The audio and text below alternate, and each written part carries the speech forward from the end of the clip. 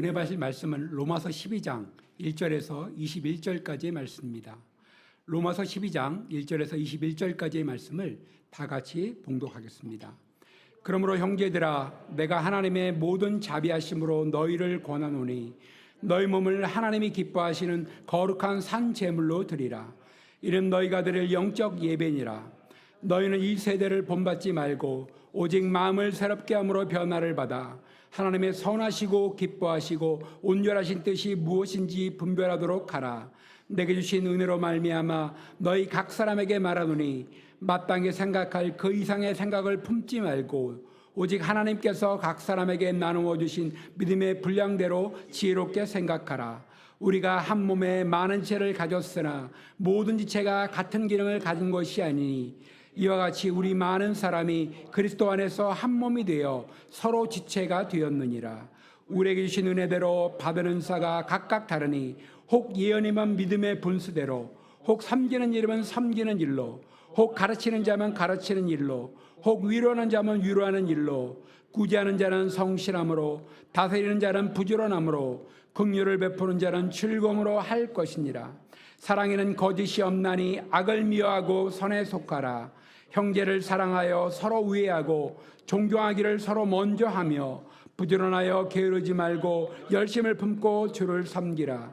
소망 중에 즐거워하며 환난 중에 참으며 기도에 항상 힘쓰며 성도들의 쓸 것을 공급하며 손 대접하기를 힘쓰라. 너희를 박해하는 자를 축복하라. 축복하고 저주하지 말라. 즐거워하는 자들과 함께 즐거워하고 우는 자들과 함께 울라. 서로 마음을 같이 하며 높은 데 말고 도리어 낮은 죄에 처하며 서로 지혜 있는 죄 하지 말라. 아무에게도 악을 악으로 갚지 말고 모든 사람 앞에서 선한 일을 도모하라. 할 수 있거든 너희로서는 모든 사람과 더불어 화목하라. 내 사랑하는 자들아, 너희가 친히 원수를 갚지 말고 하나님의 진노하심에 맡기라. 기록되었을 때 원수 갚는 것이 내게 있으니 내가 갚으리라 라고 주께서 말씀하시니라. 내 원수가 줄이거든 먹이고 목마르거든 마시게 하라. 그리함으로 내가 숯불을 그 머리에 쏟아 놓으리라. 악에게 지지 말고 선으로 악을 이기라. 아멘. 예, 복음밖에 없다. 예, 참 위대한 발견 아니겠습니까? 우리가 세상을 살면서 이 눈이 열린다는 게 참 중요해요. 하나님이 어떤 분이냐의 성경에 여러 가지 단어가 나옵니다. 엘샤다이, 능력의 하나님, 전능의 하나님이란 말도 있고, 로이, 목자 되신 하나님이라는 말도 있는데, 이레라는 말이 있어요. 이레, 여호와 이레, 야훼 이레. 이레라는 말의 원뜻은 보인다는 거예요. It shall be seen. 뭐가 보이느냐? 하나님이 준비한 것이 보이더라. 하나님이 예비한 것이 보이더라. 우리가 인생을 사는데 내가 사는 줄 알았어요. 내가 태어났고 자연적으로 태어났고 내가 부모로부터 가족으로부터 있다가 사회생활하고 유년기, 청년기, 장년기, 노년기를 거치면서 내 인생 내가 사는 줄 알았는데 보이더라 이거예요. 보이더라. 하나님이 보이고 인생이 보이고 그리고 미래가 보이더라. 여러분 보이는 축복이 있기를 축원합니다. 하나님을 만나게 되고 예수 그리스도를 만나게 되면 우리 영안이 열려요. 사람에는 영이 있고 혼이 있고 육이 있거든요. 혼과 육은 동물도 있어요. 혼은 뭐냐 하면은 우리 지식을 말하고 감정을 말하고 의지를 말하는 이거 혼이라 그래요. 동물도 지식이 있고 감정이 있고 의지가 있습니다. 그런데 영은 없어요. 영은 하나님과 관계된 겁니다. 영원과 관계되는 거예요. 그래서 영이 열리고 영안이 열리면 우리 이어령 박사는 이런 말을 했죠. 이성에서 영성으로 갔다. 인문학에서 신학으로 갔다. 자기 인생을 그렇게 말했어요. 이성에서 영성으로 갔다. 눈이 달라졌다는 거예요. 보이는 게 달라졌다는 거예요. 안 보이던 게 보였다는 거예요. 미래가 보이고 인생이 보이고 하나님이 보이고 우주가 보이고 여러분 우리 보여지기를 축원합니다. 자, 오늘 본문 로마서 12장 1절로 21절의 말씀을 가지고 저는 표대를 향하여 따라합시다. 표대를 향하여 이런 제목으로 지난주에 이어서 동일한 제목으로 말씀을 전합니다. 이 표대라는 말은 사도 바울이 빌립보 교회에 쓴 편지에서 내 인생을 가르쳐 말했어요. 자기의 인생. 우리가 알다시피 사도 바울은 굉장히 똑똑한 사람이죠. 지식이 많고 가문도 좋아요. 나면서부터 로마 시민입니다. 나면서부터 태어나면서부터 아버지 때부터 로마 시민. 가장 최고의 학문 가말리엘, 우리로 말하면 서울대를 나오고 뭐 서울대 대학원을 나오고 최고의 학부, 최고의 스승, 최고의 길을 가던 그 사람이 하나님을 만나고 예수 그리스도를 만남으로 말미암아 자기 인생을 발견하게 됐어요. 자기 인생은 어떤 인생이냐? 이제 표대를 향해 간다. 표대를 향해. 표대라는 말은 무슨 말이냐? 두 가지 뜻이 있어요. 저는 망 보는 사람, 멀리 보는 사람을 표대라 말하기도 하고, 그 멀리 보는 사람이 눈을 고정시켜야 되는 멀리 떨어진 목표, 이 두 가지가 합성된 단어가 표대라는 말의 헬라어입니다. 그러니까 망 보는 사람, 멀리 보는 사람, 왓치맨이죠. 이 사람이 눈을 고정시키고 바라보고 계속 가야 될 목표점, 이것을 표대라고 말해요. 표대. 지속적으로 유지해야 되는, 변하지 않는 이 유지해야 되는 인생의 목표점을 표대라는 말로 사도 바울은 표현을 했어요. 그런데 더 중요한 건 이 표대가 중요한 게 아니고요. 왜? 모든 사람에겐 표대가 있을 수 있거든요. 목표나 목적이 있을 수 있습니다. 그런데 이 사도 바울은 표대를 말하면서 뭐라 그랬냐면은 내가 설정한 게 아니다 이 말이에요. 잡힌 바 된 그것이다 그랬어요. 이 위대한 거예요. 내 인생이 잡힌 바 된 것이더라. 그리스도께 잡힌 바 된 것이더라. 하나님께 잡힌 바 된 것이더라. 죄와 허물로 죽을 우리를 잡았다 이 말이에요. 내 마음대로 내 뜻대로 살아갈 인생을 하나님이 잡았다 그런 말이에요. 내 뜻과 내 자존심과 내 판단으로 살고 세상의 학문으로 살고 세상의 논리로 밖에 몰랐던 나를 하나님이 잡으셨다. 우리 나를 구원시켰다. 그래서 구원받은 인생이다 그런 말이에요. 구원받은 인생. 예수 그리스도를 보내주심으로 하나님을 알게 됨으로 말미암아 구원받은 인생이 됐다. 그러므로 뭐예요? 잡힌 바 된 그것. 그러나 잡힌 바 된 그것이지만은 누가 달려가야 돼요? 내가 달려가야 된다. 그러니까 수동과 능동이 있어요. 수동과 능력. 여러분 패션이란 말이 있죠. 열정이라는 말이잖아요. 근데 패션이라는 말에서 패시브가 나온 거 아세요? 왜 그럴까요? 열정이란 말에서 왜 수동태란 말이 나왔을까요? 이 패션이란 말이 열정이고 그리고 어떤 뜨거움인데, 이 패션이란 말이 누구에게 사용됐느냐? 예수님에게 사용됐어요. 예수님의 무엇으로? 예수님의 고난으로. 패션 오브 크라이스트. 예수님의 고난인데 그 고난이 예수님에게 뭐였어요? 열정이었어요. 고난이 열정이었어요. 열정으로 고난을 이겼어요. 믿음으로 이겼어요. 신앙으로 이겼어요. 나의 목표로 이긴 거예요. 그래서 예수님의 열정을 다른 말로 예수님의 순환이라 그래요. 그분의 십자가는 고난이 아니라 열정이었어요. 하나님에 대한 열정, 자기 인생에 대한 열정, 자기 목표에 대한 열정, 그리고 이 세상을 향한 하나님의 뜻에 대한 열정이었어요. 그래서 잡힌 바 된 그것이지만 내가 달려간다. 그러니까 여러분, 우리가 세상적으로 볼 때 훌륭하지만은 영적으로 미숙한 경우가 얼마나 많은지 몰라요. 판단력이 세상적으로는 훌륭할지 모르지만 영적으로는 굉장히 미숙합니다. 세상적으로는 똑똑해도 영적으로 보면 미숙할 수가 있어요. 왜? 육과 영은 다릅니다. 열심히 하다가 딱 걸려요. 어느 순간에 걸립니다. 매듭에 걸리고 어떤 한계에 걸려요. 그래서 하나님이 하나님을 만난 사람을 인도합니다. 우리를 인도해요. 구원받았다고 한꺼번에 되는 건 물론 아닙니다. 여러분, 자기에 대해서 너무 실망하지 않기를 바랍니다. 우리가 교회 다녔다고 굉장해지는 건 아닙니다. 처음부터 그렇게 되지 않습니다. 갑자기 몸이 커지거나 그러지 않습니다. 단계가 있어요. 마치 자연계에서 봄이 있고 여름이 있고 가을이 있고 겨울이 있는 것처럼 단계가 있어요. 밤이 있고 낮이 있고 여름이 있고 겨울이 있는 것처럼 단계가 있어요. 밤이 저주가 아니에요. 겨울이 저주가 아닙니다. 밤이 있어야 낮이 있어요. 겨울이 있어야 봄이 있습니다. 여러분, 인생이 그런 거예요. 어둠이 저주가 아니에요. 고난이 저주가 아닙니다. 우리가 지난주에 뭐를 봤습니까? 하나님이 하나님의 백성들을 어디로 인도했어요? 광야로 인도했다 그랬죠. 신명기 8장의 말씀을 봤습니다. 이스라엘 백성들을 광야로 인도했어요. 40년 동안 거기 왜 집어넣으셨습니까? 하나님이 실수해서 그랬습니까? 아니었어요. 하나님이 우리를 골탕 먹여서 그랬습니까? 아닙니다. 우리가 죄 많이 져서 그랬습니까? 아닙니다. 뭘 하려고? 낮추시려고. 낮추시려고. 또 하나는 시험하사 그랬어요. 뭘 하려고? 시험하사. 낮추시고 시험하사. 낮춘다는 말은 뭐른 말입니까? 겸손하게 한다. 여러분, 예수님이 하나님이셨어요.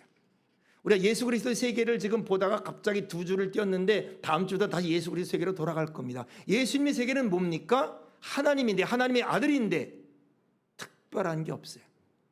혜택이 없어요. 하나님의 아들됨을 스스로 포기했습니다. 나기를 스스로 낮춰서 인간이 됐어요. 이게 예수님입니다. 예수님이 구원자가 되기 전에 하나님은 그를 어떻게 했습니까? 예수님 스스로 자기를 어떻게 했습니까? 낮추셨어요. 누가 겸손할 수 있는가? 실력 있는 자가 겸손한 게 아니야. 똑똑한 자가 겸손한 게 아닙니다. 여러분, 겸손은요, 구원받은 자만이 겸손할 수 있어요. 하나님을 발견하고 예수 그리스도를 발견한 자만이 겸손할 수 있어요. 하나님의 아들을 믿고 하나님의 아들 안에 생명이 있는 것을 체험하고 아는 자만이 겸손할 수 있어요. 왜 우리 삶의 모든 영역에 고난이 있습니까? 하나님이 우리를 뭐 하기 위해서? 낮추시기 위하여. 그러니까 여러분, 우리 표대는 뭡니까? 우리의 이상은 뭡니까? 하나님이 우리에 대한 뜻은 뭡니까? 아들의 형상을 본받는 거예요. 그리스도로 낮추는 교만한 자리까지 가게 되는 겁니다.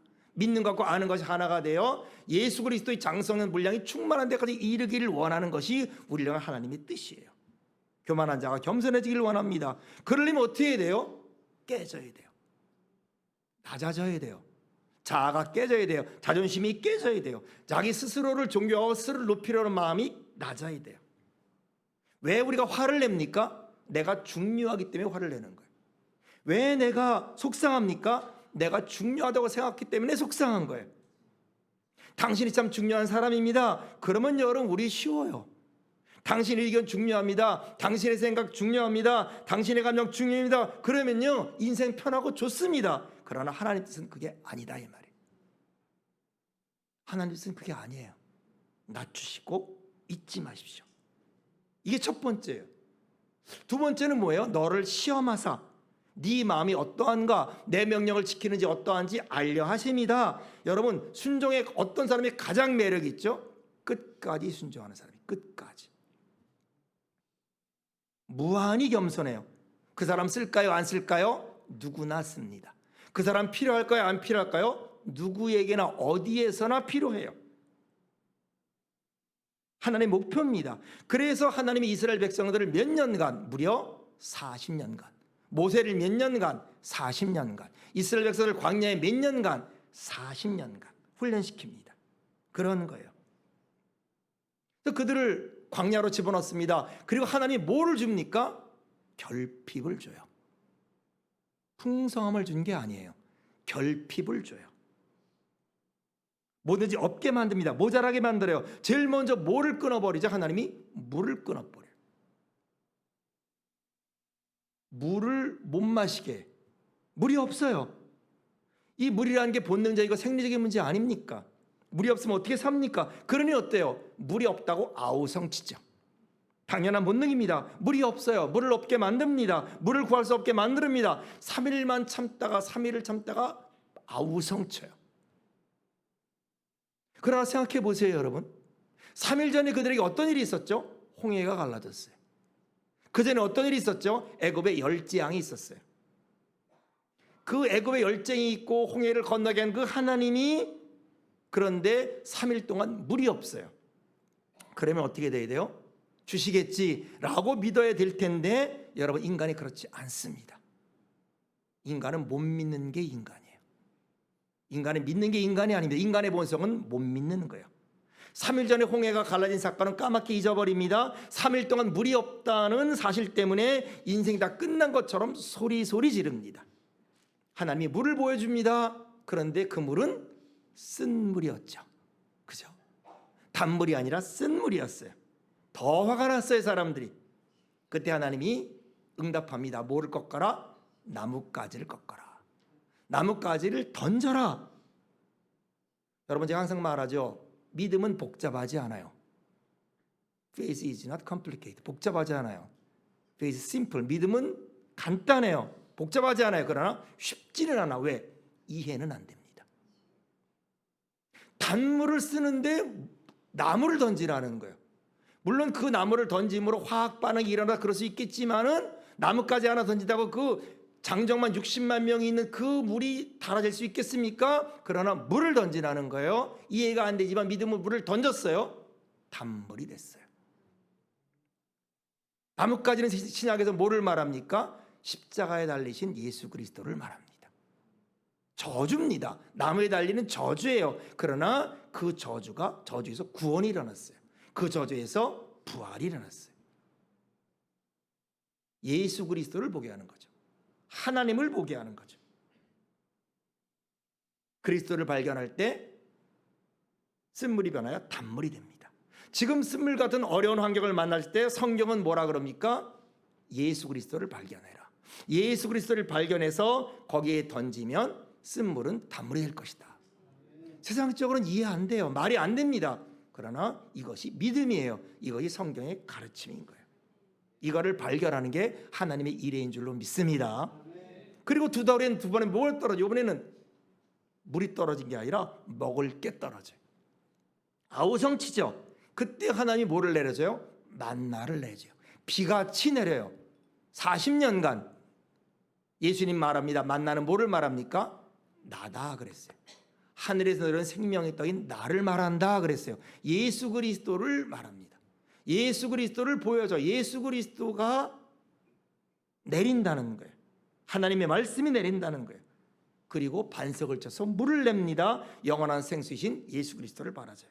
그러니까 그들이 40년간 결핍의 삶을 살지만은 믿음의 눈을 가지고 보니까 뭐가 있어요? 십자가가 있어요. 생명의 떡이 있어요. 그리고 생명의 양식이 있습니다. 광야의 삶을 승리하게 만들어주는 거예요. 이 하나님의 삶입니다. 그러니까 우리가 여러분 표대련에 갈 때 뭐를 발견하면 이 광야 같은 삶에 누가 계시다? 예수 그리스도가 계시다. 가만히 보면 그러므로 광야의 삶은 저주가 아니라 뭐다? 생명이다. 축복이다. 고통이 아니라 기쁨이고 감격이다. 풍성한 게 축복이 아니에요, 여러분. 건강이 축복이죠. 그러나 건강하게 살면서 못된 짓 하는 사람 얼마나 많습니까? 악한 사람, 건강한 사람들 많아요. 이상하게 악한 사람 아프지도 않아요. 어떻게 된 게? 건강 자체는 좋죠. 그러나 죄 짓고 오래 사는 것, 그것이 축복입니까? 아닙니다. 돈이 많아요. 돈 많은 사람, 제대로 사는 사람 별로 못 봤습니다. 자기 수준 이상으로 돈이 있어요. 자기 수준을 넘어서 있습니다. 그럴 때 그 돈은 대부분 죄 짓는 도구로 써요. 그 돈을 가지고 가난한 자를 돕고 그리고 선교하고 교회를 세우고 많은 사람을 돕는 게 아니라 자아입니다. 자기 자존심, 자기를 높이는 일에 쓰다 보니까 자기 육신을 만족시키다 보니까 뭐가 되죠? 그것이 올무가 되는 거예요. 그러므로 진정한 행복은 광야냐 아니냐가 아닌 거예요. 예수 그리스도가 계시느냐, 예수 그리스도를 발견하느냐, 여기에 있습니다. 예수 그리스도를 발견하면 납병 환자촌이 천국인 거예요. 예수 그리스도가 있는 그곳에는 인도의 빈민촌이 하늘나라인 것이죠. 여러분의 집에 주님이 계시길 축원합니다. 여러분의 마음과 여러분의 가정과 여러분의 속에 예수 그리스도가 충만하기를 기도합니다. 자, 오늘 본문은 두 번째, 이 사도 바울이 표대를 가는 삶의 자세, 또 성숙한 사람의 삶이 어떤 사람인가에 대해서 5가지로 로마 교회에 편지한 것이 오늘 본문의 말씀이에요. 이 5가지 교훈을 통해서 다시 한번 저나 여러분의 삶을 한번 돌아보고 우리가 우리의 삶을 다시 한번 수정하기를 바라는 건데, 첫째 1절인데 성경은 이렇게 말합니다. 그러므로 형제들아, 내가 하나님의 모든 자비하심으로 너희를 권하노니 너희 몸을 하나님이 기뻐하시는 거룩한 산 제물로 드리라. 이는 너희가 드릴 영적 예배니라. 성숙한 사람의 모습, 표대량에 가는 모습의 첫째는 뭐다? 따라합시다. 제물이에요. 하나님이 기뻐하는 제물로 너를 어떻게 하라? 드리라. 잊지 말아야 돼요. 여러분, 나는 뭐다? 나는 제물이다. 이렇게 생각하면 간단해요. 내 인생, 내 삶, 나는 제물이다. 제물의 특징은 뭐죠? 죽는 거죠. 그래서 예수님이 뭐가 됐죠? 제물이 됐어요. 예수님이 제물이 됨으로 구원을 받았어요. 예수 그리스도를 닮는다, 예수 그리스도를 본받는다. 어떤 삶입니까? 제물되는 삶이에요. 예수님 이용해서 내가 좀 더 오래 살고 행복하겠다가 아닙니다. 예수 그리스도를 인해서 내가 더 많이 부유하고 내 기도가 많이 더 응답받겠다가 아닙니다. 오히려 건강할 수 있을 때 있는데 건강하지 않을 수 있고, 오래 살 수 있어도 오래 살지 않는 거고, 그것이 선교사님들의 삶이고 하나님의 삶들이잖아요. 가질 수 있는데 안 가지고 누릴 수 있는데 안 누리는 삶을 사는 거죠. 이분이 예수 그리스도입니다. 33살을 사셨죠. 집 한 칸 없었습니다. 여우도 굴이 있고 공중에 나는 새도 깃이 있는데, 깃들 곳이 있는데 인자는 머리 들 곳이 없었어요. 외형적으로는 부모가 계시고 형제가 있었지만 실제 예수님은 가족이 없는 거와 마찬가지였어요. 결혼도 안 했고 자녀도 없었고 모든 것을 희생했어요. 제물된 삶. 예수님의 인기, 성공 거절했어요. 이분이 예수 그리스도입니다. 우리는 예수 닮기를 원한다고 수없이 말을 합니다. 그러나 닮아보자 그러면 도망가요. 닮아보자 그러면 피합니다. 싫다는 거예요. 여러분, 예수 그리스도 진정한 그리스도의 삶, 표대를 향한 삶은 제물이 되는 거예요. 가정에서 무엇이 되어야 되겠습니까? 사회에서 무엇이 되겠습니까? 우리 금옥교회에서 무엇이 되어야 되겠습니까? 제물이 되는 삶. 내 민족의, 이 민족에 무엇이 되어야 되느냐? 제물이 되는 삶. 이삭이 그래서 뭐가 됐어요? 이삭 제물이 됐잖아요. 번제물이 됐잖아요. 아브라함에게 뭐라 그래요? 너 하나밖에 없는 이삭, 백세대란 그 이삭, 그 아들을 뭐로 드리라? 제물로 드리라. 하나밖에 없는 아들. 여러분 자녀 바칠 수 있습니까? 나 자녀 둘이니까 하나 제물로 바친다 할 수 있겠습니까? 자녀가 많은데 한 자녀 만약에 죽었어요. 얼마나 울고불고 합니까? 하나님 이럴 수 있습니까? 내가 그렇게 기도 많이 했고 내가 봉사를 많이 했는데 하나님 내 거 어떻게 뺏어갈 수 있습니까? 하잖아요. 제물이다. 하나님이 기뻐하는 거룩한 산 제물이다. 여러분, 예배는 제물이 되는 거예요. 이것이 너희들의 영적 예배다. 우리는 예배에 뭐 하려고 드려요? 잘 사고 행복하고, 물론 그것도 필요하지만은 예배는 제물이 되는 것이다. 우리 예배가 제물 되시길 축원합니다.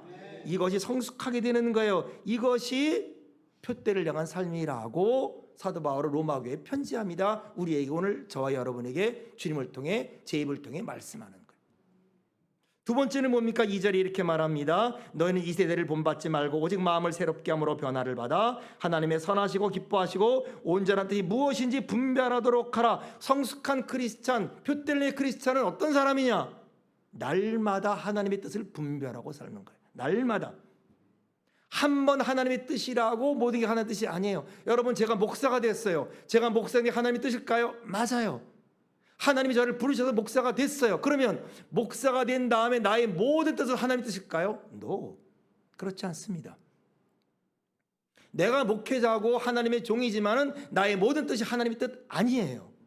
날마다 저는 매 순간마다 모든 것을 하나님의 뜻인지 아닌지 분별하고 묻고 기도하고 응답 받아야 돼요.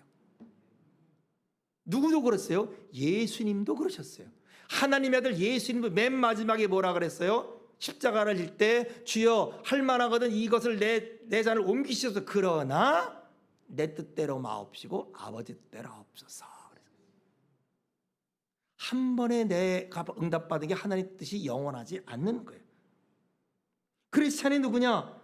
비록 내가 하나님의 뜻에 따라 자녀가 됐습니다. 재직이 됐어요. 내가 하나님의 직분자가 됐습니다. 그러면 다 됐냐? 내가 하나님을 위해 헌신했습니다. 그러면 다 됐냐? 아닙니다. 내가 하나님의 사람으로 살아가는 모든 과정 하나하나 속에서도 순간순간 하나님의 뜻을 묻고 분별하고 살아가는 사람, 이것이 표대를 향한 사람이다. 이것이 하나님의 사람이다. 한때는 하나님의 뜻이에요. 그러나 계속적인 것이냐에 대해서는 물어야 된다는 거예요. 여러분도 지금 여러분이 하고자 하는 것, 여러분이 하는 모든 것들이 하나님의 뜻이냐 아니냐를 물으면서 분별하고 살아가는 여러분 되시길 축원합니다. 그러기 위해서는 세상을 본받지 말아야 된다 이 말이에요. 세상을 본받으면 하나님의 뜻으로 살아갈 수 없습니다. 그러므로 첫째, 나는 제물인가? 둘째는 나는 하나님의 뜻을 매일 분별하고 사는 것인가를 확인하고 살아가라는 거예요. 세 번째는 뭡니까? 3절을 이렇게 말합니다. 내게 주신 은혜로 말미암아 너희 각 사람에게 말하노니 마땅히 생각할 그 이상의 생각을 품지 말고 오직 하나님께서 각 사람에게 나눠주신 믿음의 분량대로 지혜롭게 생각하라. 이 말은 뭐냐면 주제 파악을 잘하라 그런 말이에요. 여러분, 예수 믿고 사는 사람은 주제 파악을 잘해야 돼요. 미숙한 사람은요, 남의 말을 내가 해요. 남의 할 말을 내가 해요. 월권을 해요. 월권. 가야 될 것은 안 가고, 안 갈 때는 가고, 해야 될 것은 안 하고, 하지 말아야 될 것은 하고, 월권을 해요. 자꾸 월권을. 감각이 없어요. 내가 어느 정도 해야 되느냐, 어느 정도 하면 안 되느냐, 내 위치를 알아야 돼요. 내가 공격수냐, 수비수냐, 어시스턴트냐, 아니면 엑스트라냐, 자기 역할을 분명히 알아야 되는 거예요. 내 역할을. 그래서 성숙한 사람은 믿음의 지혜가 있어요. 성숙한 사람은 마땅히 생각할 그 이상을 품지 않아요. 여러분, 요한복음 2장 보세요. 마리아가 뭐라 그래요? 혼인잔치 포도주가 떨어졌어요. 주님, 저들에게 포도주가 없나이다. 끝이에요. 고하는 거예요. 우리는 주님, 이게 내가 몸이 아픕니다. 그러므로 이렇게 해주시고 저렇게 해주시고 이렇게 해주시고 저렇게 해주시고, 월권이에요, 여러분. 마리아는 월권을 안 합니다. 주여, 저들에게 포도주가 없나이다. 고하는 거예요. 누구에도 얘기하자고 예수님께만 고하는 거예요. 월권이 없습니다. 자기 한계를 아는 거예요. 열등감이 아니에요. 나는 못해가 아니에요. 하자 그러는데 나는 못합니다. 열등감을 얘기하는 게 아닙니다. 마땅히 생각할 이상을 품지 말라는 것은 자기 위치를 정확하게 파악하고 사는 사람입니다. 이것이 성숙한 사람이다. 이것이 하나님을 아는 사람이다. 이것이 진정한 목표를 향해 가는 사람이다. 당신은 분수에 맞게 살고 있습니까? 믿음의 분량대로 봉사하고 있습니까? 이 질문을 지금 사도 바울은 로마 교회에 하고 있는 거예요. 세 번째입니다. 네 번째는 무엇입니까? 4절에 이렇게 말합니다. 우리가 한 몸에 많은 지체를 가졌으나 모든 지체가 같은 기능을 가진 것이 아니니 이와 같이 우리 모든 많은 사람이 그리스도 안에서 한 몸이 되어 서로 다른 지체가 되었느니라. 한 몸이지만 지체다. 무슨 말이에요? 다르다 이 말이에요. 각각 다르다. 다른 은사를 가지고 있다. 성숙한 사람은 자기 은사대로 사는 사람이다. 은사를 발견하고 은사대로 봉사하는 사람이다. 더도 덜도 말고. 어떤 은사가 지어졌는가? 그래서 7절 이하에 나오는 거예요. 7가지. 예언의 은사가 있고, 섬기는 은사가 있고, 가르치는 은사가 있고, 상담하는 사람이 있고, 구제하는 사람이 있고, 행정하고 다스리는 사람이 있고, 그리고 긍휼을 베푸고 구제하는 이런 여러 가지의 은사를 가진 사람이 있다.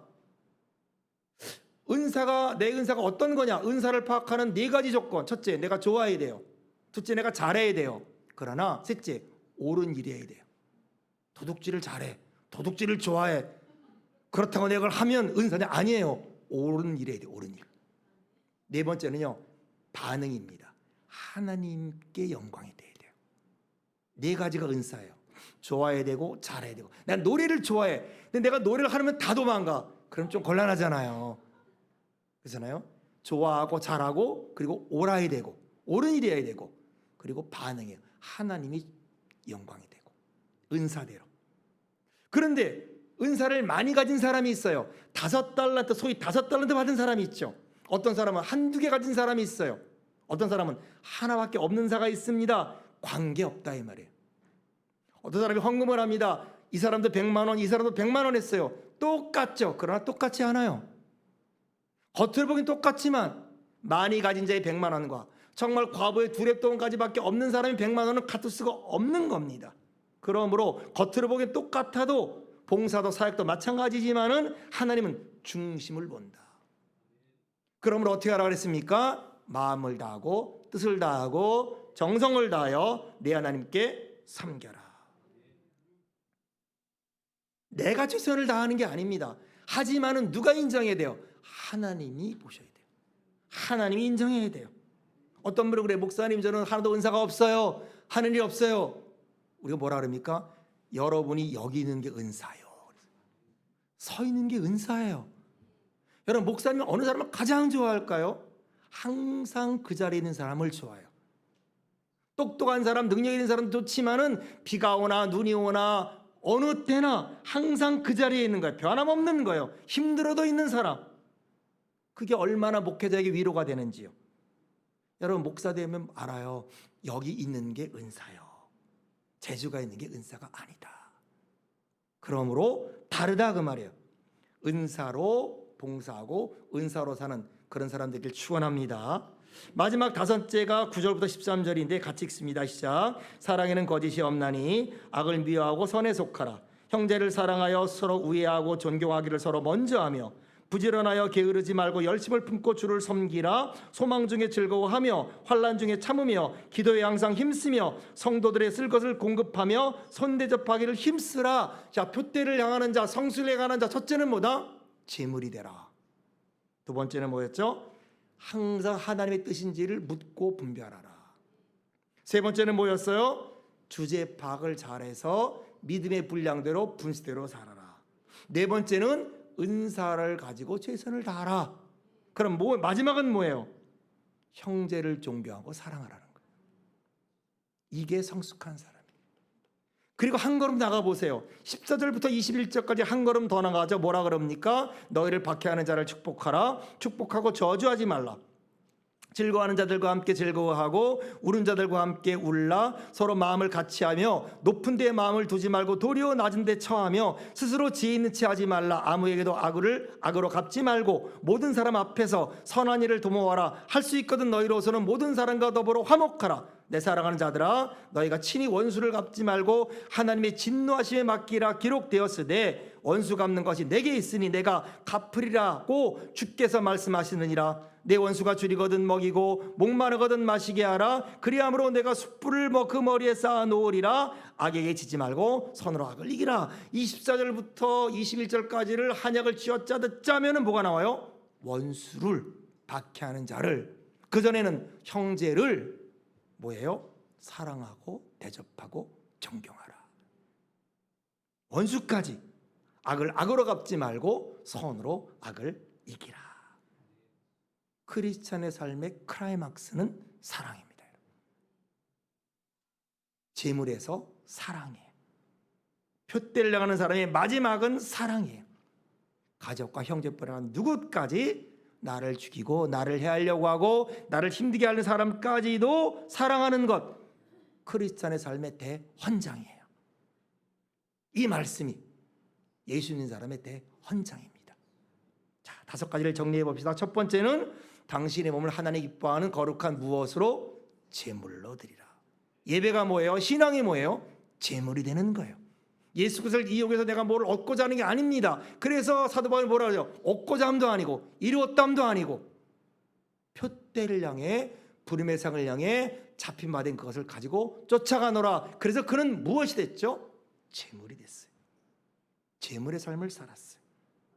두 번째는 뭡니까? 매일매일 내가 하고 내가 계획하는 모든 것들이 하나님의 뜻인가를 분별하라. 세 번째는 뭡니까? 주제 파악자라고 믿음의 분량을 넘지 말고 분량대로 살아라. 네 번째는 뭡니까? 5달란트, 2달란트, 1달란트 받을지 모르지만은 은사대로 최선을 다해 살아라. 마지막은 뭡니까? 모든 사람을 존경해라. 모든 사람을 대접해라. 누구까지? 원수까지. 악에게 지지 말고 선으로 악을 이기라. 여러분, 이분이 예수님이십니다. 이분이 예수 그리스도시모 하나님의 목적은 우리로 하여금 예수 그리스도를 닮아가는 거예요. 하나님께서 로마서 8장에 뭐라 그랬습니까? 미리 아신 자들을 아들의 형상을 본받게 하기까지 그들을 부르시고 함께한다. 우리를 부르심은 아들의 형상에 이르기까지 우리를 데려가고자 함입니다. 그 부르신 자를 의롭다고 의롭다 한 자를 영화롭게 한다. 오늘 저와 여러분이 표대를 향해 끝까지 나가는 모든 그리스도인 되시길 축원합니다.